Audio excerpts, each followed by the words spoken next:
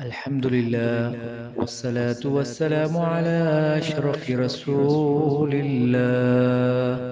وعلى آله الفائزين برضا الله. الصلاة والسلام عليك يا رسول الله صلى الله تعالى عليه وسلم. معزز سامعین و سامعات، آج کا موضوع ہم بات کریں گے اللہ کے توکل پر اللہ نے کتنا بڑا انعام عطا کیا۔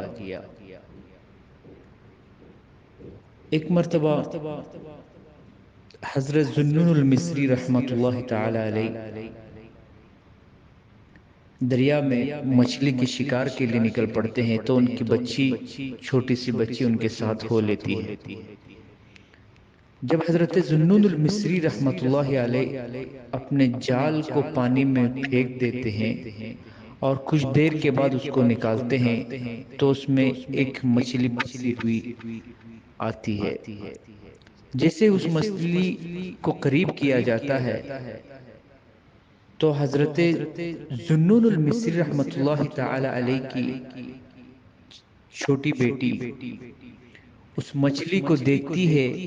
کہ اس کے ہونٹ ہل رہے ہیں، تو یہ دیکھ کر اس مچھلی کو جال سے باہر نکال کر واپس وہ لڑکی اس مچھلی کو پانی میں واپس چھوڑ دیتی ہے۔ تو حضرت ذوالنون المصری پوچھتے ہیں کہ بیٹی، میں نے اتنی محنت سے اس مچھلی کو پکڑا ہے اور تو نے کیوں اس کو پانی پر واپس ڈال دیا؟ تو ان کی بیٹی بہت خوبصورت جواب دیتی ہیں، اے میرے والد گرامی، جو چیز اللہ کا ذکر کر رہی ہو اس چیز کو مجھے کھانا پسند نہیں ہے۔ یعنی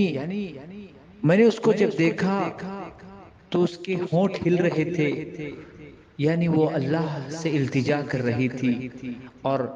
اللہ سبحانہ و تعالیٰ کا وہ مچھلی ذکر کر رہی تھی، اس لیے میں نے اس کو واپس پانی میں ڈال دیا۔ تو والد گرامی پوچھتے ہیں تو اب کیا ہوگا، ہم کیا کریں؟ تو بیٹی جواب دیتی ہے، اے والد گرامی، ہمیں اللہ کے اوپر توکل کرنا چاہیے۔ اللہ سبحانہ و تعالی ہمیں اس کا ذکر نہ کرنے والی اشیاء کو ضرور کھلائے گا۔ تو اسی طرح اللہ کے توکل پر کچھ وقت کے لیے باپ اور بیٹی پانی کے کنارے، دریا کے کنارے بیٹھے ہوئے ہیں، کچھ حاصل نہیں ہوتا۔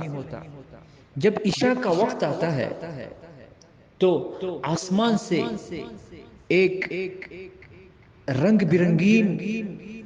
اور لذیذ کھانوں سے سجا ہوا دسترخوان نازل ہوتا ہے اور اس کے والد دیکھ کر چونک جاتے ہیں اور بیان کیا جاتا ہے کہ یہ کھانے کا لذیذ دسترخوان 12 سال تک اسی طرح ہر روز ان کی خدمت بابرکت میں اترتا رہا۔ تو حضرت ذوالنون المصری رحمۃ اللہ تعالی علیہ نے سمجھا کہ یہ شاید میرے تقوی اور طہارت، عبادت، قیام اور روزوں کی وجہ سے ہے اور مجھ میں اللہ کا خوف ہے، میں اللہ کا اتنا ذکر کرنے والا ہوں، میں اللہ کا اتنا اچھا بندہ ہوں، تو اس لیے شاید